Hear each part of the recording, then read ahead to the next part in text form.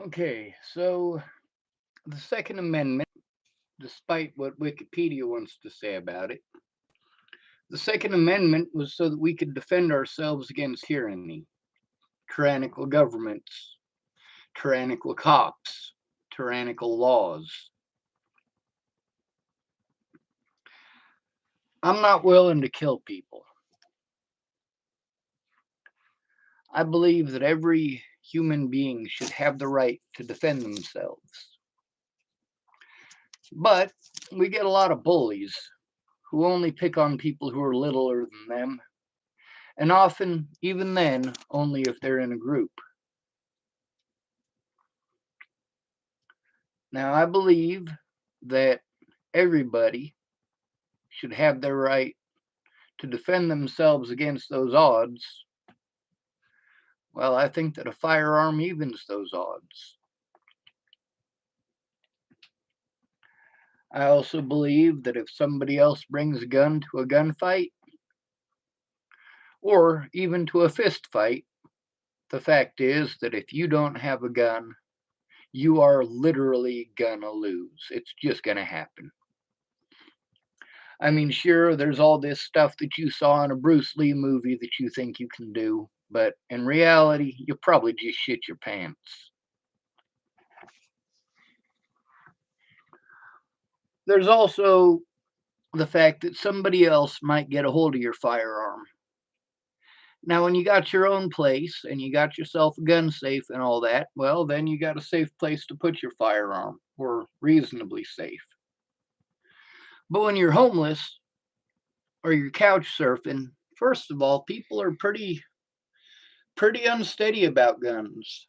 You know, if you got a firearm, first of all, they don't want to invite you into the house because something might happen. Um, you also have to worry about if you're homeless, you got to worry about the police messing with you because they're going to mess with you because you're homeless. That's just as simple as it is. You don't have to do anything wrong. Just the fact that you're homeless is wrong enough for them. So, part of the reason that I believe in the Second Amendment but refuse to own a gun is because, well, I should have those rights, but I don't. I should have the rights that other Americans are entitled to, but I don't get them. I'm not allowed to have them. And I'm not talking about firearms, I'm talking about all of these other rights, such as our rights in court. When it comes to defending people, there are some people that have guns that will defend democracy. They will defend the ideals that they have grown accustomed to. Even if many other people don't have those rights, once their right is infringed, it makes a difference. Not everybody is capable of defending themselves. And as a result of that, I believe that the people who have the heart and the ability to defend others have a responsibility to do so. So, although I may not have a gun to be going and pointing around at people who are trying to kill me, the fact is, I'm in Chapel, Nebraska. Everybody has a fucking gun. If there are people out here that are a significant threat, there are plenty of people around who are armed already. Now, whether or not they'll shoot the bad guy or not is in question. There's a lot of people in this town that would shoot me over rumors, and I mean that literally, if they thought they could get away with it. When it comes to standing up to tyrants, we've seen throughout history how raising arms is about the only way to do it. The British didn't want to see us as people. They saw Americans as their personal property. Americans weren't even allowed to make finished goods. All they were allowed to do is harvest raw materials and send them to Great Britain. And Great Britain would send finished products back. We also got A lot of wars, actually, not just the Civil War, but we'll jump forward to the Civil War. The Civil War, there were people who thought that slavery should be legal until John Brown picked up a gun at Harper's Ferry. There was a lot of people in the 1960s, the Vietnam War and all that. Started off actually real heavy in the 50s when we get the real major, you know, changes and laws that start to be passed. But it wasn't until the 60s and the 70s that a lot of that actually came into action. And of course, we like to talk about many of the civil rights leaders and how they were peaceful. But you know what? Even peaceful civil rights leaders like Dr. Martin Luther King Jr. owned a gun. Why did he own a gun? To defend himself and his family, as is his right. But it wasn't Dr. King's peaceful movement that affected the change that eventually came about. The people who affected that change were the Black Panther Party and Malcolm X. What's the difference between Dr. King and Malcolm X? Malcolm X was honest with us. Dr. King wanted to preach peace, but he knew that the ownership of that firearm, when it all came down to it, was what was going to save him and his family. Malcolm X didn't pretend to preach peace. When he spoke of peace, he spoke of it as something that's achievable, but he did not see that as an effective way of trying things. When you've got people who are shooting your people in the head and dropping their bodies off in swamps, yeah, waiting for somebody else to do something is not a happening thing, especially when it's gone on for, well, literally hundreds of years now.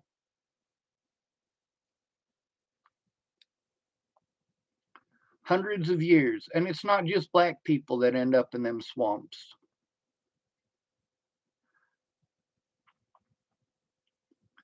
Dr. Martin Luther King Jr. spoke of peace, but he still owned a gun.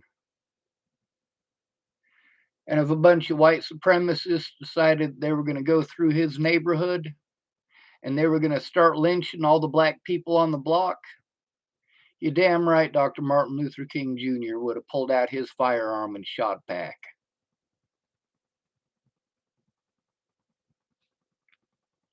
Malcolm X, at least, stated that exactly as it is. Now, between the two men, I like Dr. Martin Luther King Jr. more because of his stance on peace, on nonviolence. But then again, his stance versus his real life position with his family in possession of a firearm, yeah, his words were a little bit different.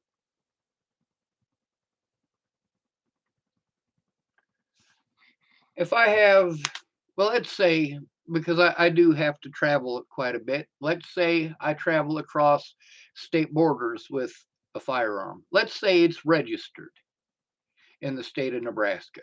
Now, let's say I go to Wyoming.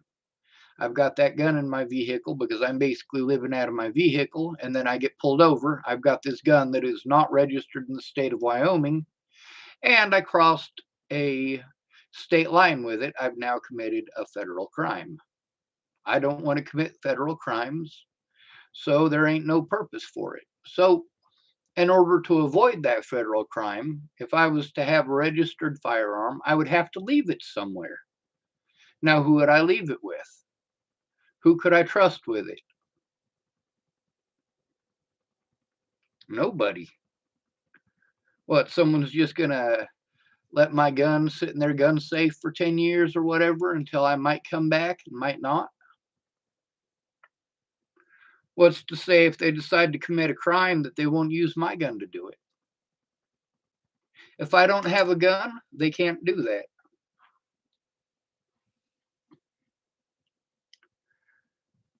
Now, there's a few people in town who are gun owners who I'm pretty certain if there was a scenario where it was like World War III, they would probably hand me a firearm. We're not in a World War III scenario, so I don't have a need for a firearm. If I was going to go homeless with a backpack, didn't have a vehicle, then I would have to get a handgun and I would have to carry it around. And you never know how things are going to shuffle around in your backpack. That's dangerous. When you live out of your backpack, you got a lot of little odds and ends in every little nook and cranny. And then, of course, there's the fact that if you get busted with it, again, you're going to be in deep shit unless you have a concealed carry license, which you cannot get unless you have an address. You also have to pay money. You also have to apply for it, and you also have to take courses. As a homeless person, you're just trying to make ends meet. You're trying to get your belly fed, and that's pretty much number one on the list: food, water, and shelter. If somebody attacks you and you're homeless, you're not going to have time to go digging through your backpack to get out a gun. So there ain't much purpose in having it. And even if it's an open carry state like Texas, well, they're going to fuck with you for being homeless. They're going to fuck with you for not having a stable address. So for me, it's a better idea just to not have one. If I need one, somebody will give me one. When it comes to my rights, I'm not willing to shoot people.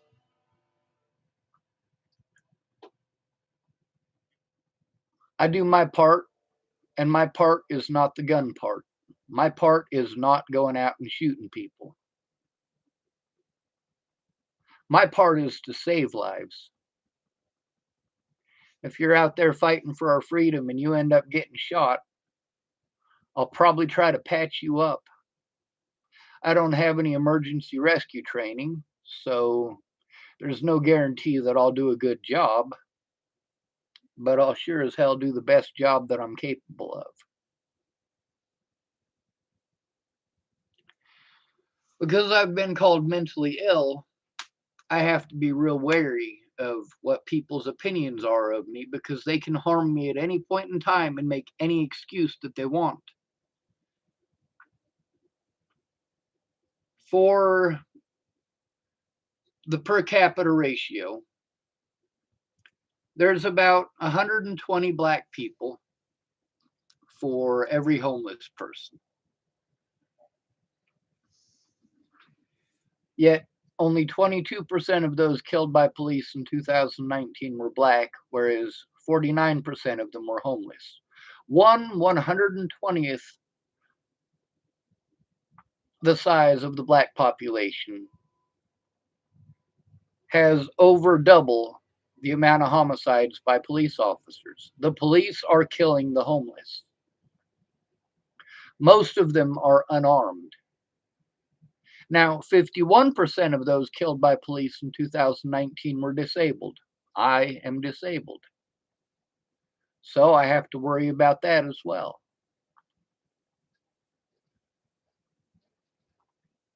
If I have a gun, that just becomes an excuse.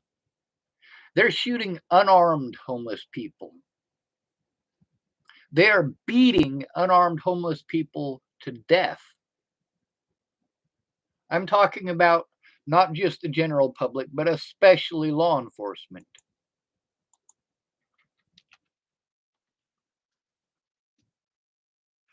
I'm typing a name now.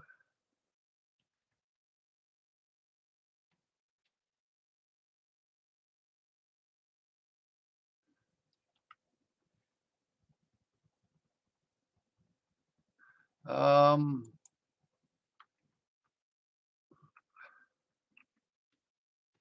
Kelly Thomas. Kelly Thomas video.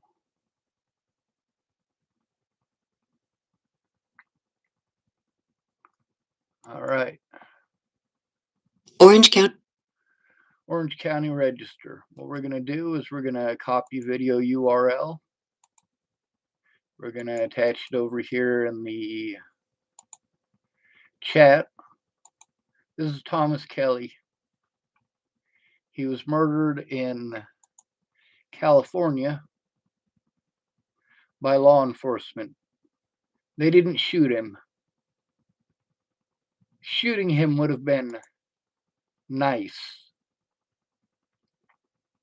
by comparison with what they did to him. They beat him to death.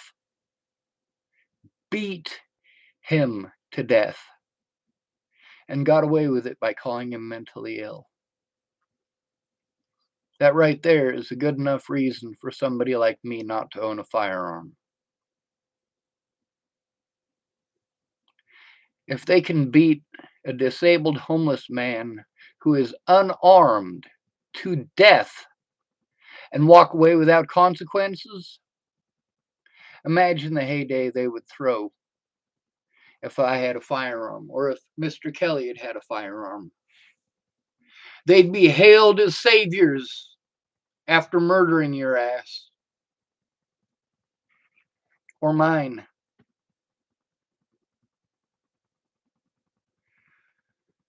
The sad fact of the matter is, an unarmed populace is easy to manipulate.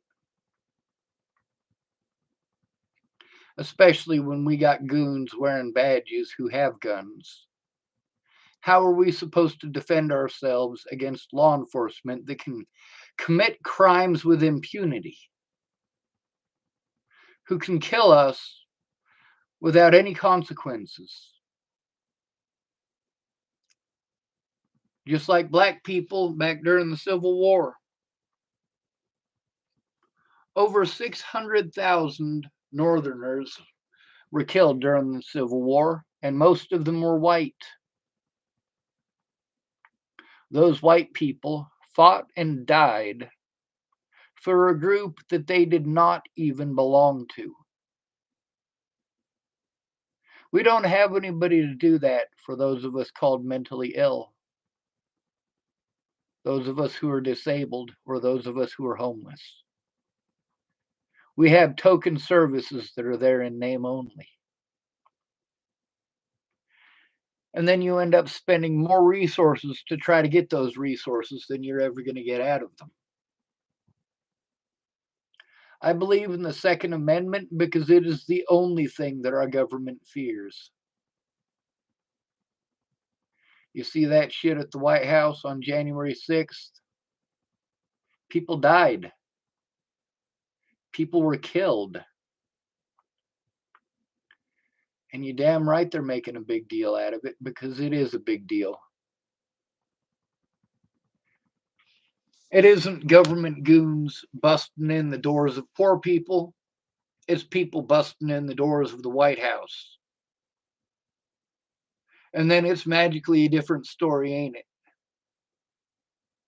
Here we've got people who want to get rid of automatic firearms altogether, matter of fact, in many of these cases, yet they are protected by people with firearms. Where's our protection? Who protects us from the tyrants?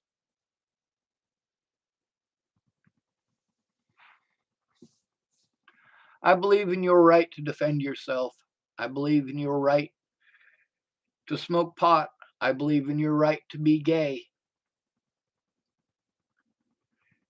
If some homosexual male and his husband want to protect their pot plants with firearms, they should have the right. I believe that a lesbian couple should have that same right. A straight couple should have that same right.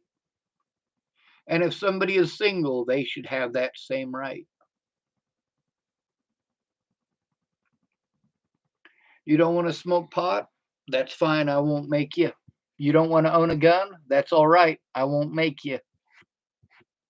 It's not a requirement, it's a choice.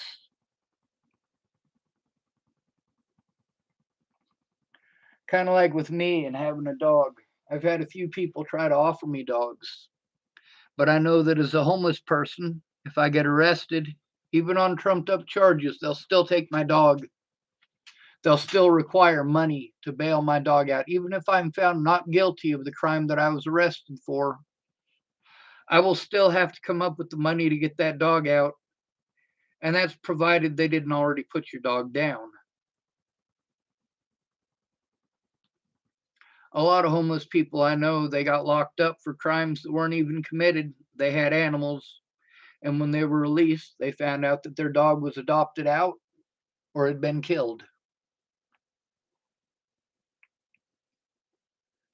So, although you can technically have a dog if you're homeless, it's not a smart idea and it's a mean thing to do to the dog.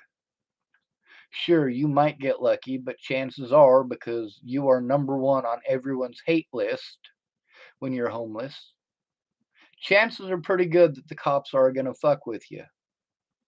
They are going to fuck with you. They will trump up charges. They will take your dog. And the same thing with a gun. Even if you think you have it all legal, let's say you bought a gun while you were in Colorado and you are still a Nebraska or a Colorado state resident, but you no longer have the place that you were living at. But you had yourself a little 45 or a 9 millimeter or an 8 millimeter Nambu. You never know. You just got yourself a handgun when you had a place, but now you don't have a place. And even if you had a concealed permit, the fact is because you were made homeless, your concealed permit is no longer valid because you no longer live at that residence. So your gun is illegal no matter what, just because you don't have a roof over your head.